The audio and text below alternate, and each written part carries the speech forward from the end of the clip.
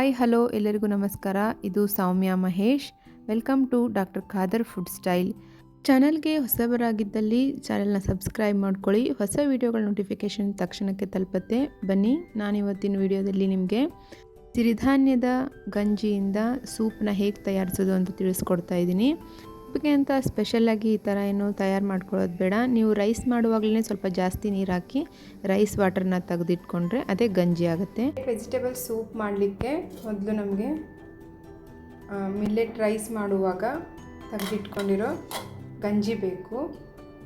ಅಂದರೆ ನೀವು ಜಾಸ್ತಿ ನೀರನ್ನು ರೈಸ್ ಮಾಡುವಾಗ ಜಾಸ್ತಿ ನೀರನ್ನು ಬಳಸಿ ಅದರಿಂದ ನೀವು ಗಂಜಿನ ತೆಗೆದು ಈ ಥರ ಇಟ್ಕೊಂಡ್ರೆ ಸೂಪ್ ಮಾಡಲಿಕ್ಕೆ ಚೆನ್ನಾಗಾಗತ್ತೆ ಅಂತ ನಾನಿಲ್ಲಿ ರೈಸ್ ಮಾಡುವಾಗ ತೆಗೆದಿಟ್ಕೊಂಡಿರೋ ಗಂಜಿ ಇದು. ಆಮೇಲೆ ಮನೆಯಲ್ಲೇ ಮಾಡಿರೋ ತುಪ್ಪ, ಉಪ್ಪು, ಕಾಳು ಮೆಣಸಿನ ಪುಡಿ. ವೆಜಿಟೇಬಲ್ಸ್ಗಳನ್ನ ಯಾವುದೇ ಯೂಸ್ ಮಾಡಿಕೊಂಡು ನಿಮ್ಮ ಸೆಲೆಕ್ಷನ್ನು. ನಾನಿಲ್ಲಿ ಕ್ಯಾರೆಟ್ ಚಿಕ್ಕದಾಗಿ ಕಟ್ ಮಾಡಿಟ್ಕೊಂಡಿದ್ದೀನಿ ಅರ್ಧ. ಆಮೇಲೆ ಒಂದು 5 ಬೀನ್ಸು, ಅದನ್ನು ಫೈನಾಗಿ ಕಟ್ ಮಾಡ್ಕೊಳ್ಳಿ, ಚೆನ್ನಾಗಿರುತ್ತೆ. ಅಂದರೆ ವೆಜಿಟೇಬಲ್ ಸೂಪ್ ಮಾಡುವಾಗ ವೆಜಿಟೇಬಲ್ದೇ ಸಾಮ್ರಾಜ್ಯ ಇಲ್ಲಿ. ಆದರೆ ವೆಜಿಟೇಬಲ್ನ ತುಂಬ ಚಿಕ್ಕದಾಗಿ ಕಟ್ ಮಾಡ್ಕೋಬೇಕು. ಫ್ರೈ ಮಾಡಿದ ಮೇಲೆ ಅದು ಬಾಯಲ್ಲಿ ಕ್ರಂಚಿಯಾಗಿ ಕಾಣಿಸ್ಕೊಳ್ಬೇಕು, ಆದರೆ ಹಾರ್ಡಾಗಿಯೂ ಇರಬಾರ್ದು. ಆ ಥರ ಅದನ್ನ ಫ್ರೈ ಮಾಡ್ಕೊಳ್ಳಿ. ನೆಕ್ಸ್ಟು ಕಾರ್ನ ಉಪ್ಪು ಹಾಕಿ ಒಂದು 20 ನಿಮಿಷ ಬೇಯಿಸಿಟ್ಕೊಂಡಿದ್ದೀನಿ. ಇದು ಅಮೇರಿಕನ್ ಕಾರ್ನಲ್ಲ, ಇಂಡಿಯನ್ ಕಾರ್ನು. ಅಮೇರಿಕನ್ ಕಾರ್ನ ಬಳಸಬೇಡಿ, ತುಂಬ ಹಾರ್ಮ್ಫುಲ್ಲು ಹೆಲ್ತ್ಗೆ. ಶುಂಠಿ ಬೆಳ್ಳುಳ್ಳಿ ಪೇಸ್ಟು. ಬೆಳ್ಳುಳ್ಳಿನ ಕಡಿಮೆ ಹಾಕ್ಕೊಳ್ಳಿ, ಒಂದು 2-3 ದಳ ಆದರೆ ಸಾಕು. ಶುಂಠಿ ಒಂದು ಸ್ವಲ್ಪ ಜಾಸ್ತಿ ಹಾಕ್ಕೊಳ್ಳಿ. ಸೂಪ್ಗೆ ಸ್ವಲ್ಪ ಚೆನ್ನಾಗಿರುತ್ತೆ ಫ್ಲೇವರು, ಟೇಸ್ಟು ಅಂತ ಅಂದ್ಕೊಂಡು. ನೋಡಿ, ಸೂಪ್ ಮಾಡಲಿಕ್ಕೆ ಇಷ್ಟಾದರೆ ಸಾಕು. ಬನ್ನಿ ಹೇಗೆ ಮಾಡೋಂತ ನೋಡ್ಕೊಂಬರೋಣ. ಸಿರಿಧಾನ್ಯದ ಹಿಟ್ಟು ಇಲ್ಲಿ ಆಪ್ಷನಲ್ಲು, ಬೇಕಂದರೆ ಬಳಸ್ಕೋಬೋದು ಎಕ್ಸ್ಟ್ರಾ ತಿಕ್ನೆಸ್ಸಿಗೋಸ್ಕರ, ಇಲ್ಲಾಂದರೆ ಇಲ್ಲ. ಸ್ಟವ್ ಆನ್ ಮಾಡಿಕೊಂಡು ಒಂದು ಪಾತ್ರೆ ಇಡಿ ಗ್ಯಾಸ್ ಮೇಲೆ. ಅದಕ್ಕೆ ಸ್ವಲ್ಪ ತುಪ್ಪ ಹಾಕ್ಕೊಳ್ಳಿ, 1 ಟೇಬಲ್ ಸ್ಪೂನ್ ಆದರೆ ಸಾಕು ತುಪ್ಪ. ಬೆಣ್ಣೆ ಇದ್ದರೆ ಹಾಕ್ಕೊಳ್ಳಿ, ನಾನು ಇಲ್ಲಿ ಬೆಣ್ಣೆ ಇಲ್ಲದಿರೋ ಕಾರಣದಿಂದ ತುಪ್ಪ ಯೂಸ್ ಮಾಡ್ಕೋತಾ ಇದ್ದೀನಿ.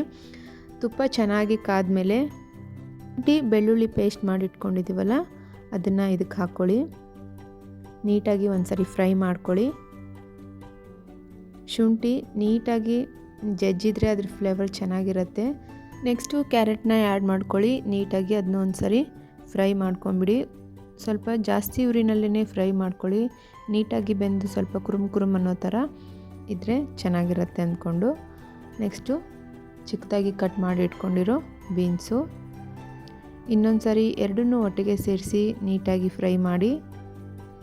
ಒಂಚೂರು ಬೆಂದಿದೆ ಅನ್ನುವಷ್ಟರಲ್ಲಿ ಸ್ವಲ್ಪ ಉಪ್ಪನ್ನು ಹಾಕಿ ಒಂದು ಸರಿ ಫ್ರೈ ಮಾಡ್ಕೊಳ್ಳಿ.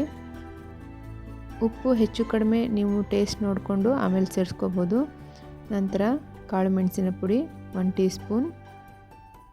ನೀಟಾಗಿ ಎಲ್ಲನೂ ಮಿಕ್ಸ್ ಮಾಡಿಕೊಂಡು ಒಂದು 2 ನಿಮಿಷಗಳ ಕಾಲ ಬೇಯಿಸಿ ಸಾಕು. ಇವಾಗ ನೆಕ್ಸ್ಟು ಗಂಜಿನ ಸೇರಿಸ್ಕೊಳ್ಳೋಣ. ಇದಕ್ಕೆ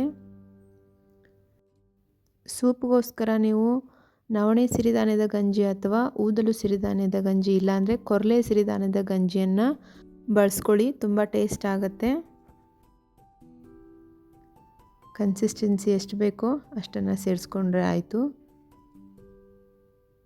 ಎಲ್ಲನೂ ಒಟ್ಟಿಗೆ ಮಿಕ್ಸ್ ಮಾಡಿ ಒಂದು ಸರಿ ಹೊಂದಿಸ್ಕೊಳ್ಳಿ. ನೆಕ್ಸ್ಟು ಬೇಯಿಸಿಟ್ಕೊಂಡಿರೋ ಇಂಡಿಯನ್ ಕಾರ್ನ ಹಾಕ್ಕೊಳ್ತಾ ಇದ್ದೀನಿ.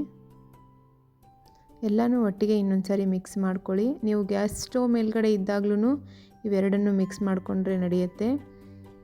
ನಿಮಗೆ ತೋರಿಸೋ ಉದ್ದೇಶದಿಂದನೇ ಕೆಳಗಡೆ ಇಟ್ಕೊಂಡು ಮಿಕ್ಸ್ ಮಾಡಿದ್ದು. ಇವಾಗ ಗ್ಯಾಸ್ ಸ್ಟವ್ನ ಆನ್ ಮಾಡಿಕೊಂಡು ಎಲ್ಲವನ್ನು ಒಂದು 10 ನಿಮಿಷಗಳ ಕಾಲ ಈ ಥರ ನೀಟಾಗಿ ಕುದಿಸ್ಕೊಳ್ಳಿ. ಎಲ್ಲ ವೆಜಿಟೇಬಲ್ಗಳು, ಉಪ್ಪು, ಗಂಜಿ, ಆಮೇಲೆ ಮೆಣಸಿನ ಪುಡಿ ಎಲ್ಲ ಒಟ್ಟಿಗೆ ಸೇರಿ ಚೆನ್ನಾಗಿ ಕುದ್ರೆ ಒಳ್ಳೆಯ ಒಂದು ಫ್ಲೇವರ್ ಮತ್ತು ಟೇಸ್ಟ್ ರೆಡಿ ಆಗುತ್ತೆ. ಈಗ ಇದಕ್ಕೆ ನವಣೆ ಸಿರಿಧಾನ್ಯದ ಹಿಟ್ಟನ್ನು ಸ್ವಲ್ಪ ನೀರಲ್ಲಿ ಕರಡಿಬಿಟ್ಟು ಹಾಕ್ತಾಯಿದ್ದೀನಿ ಸೂಪ್ಗೆ.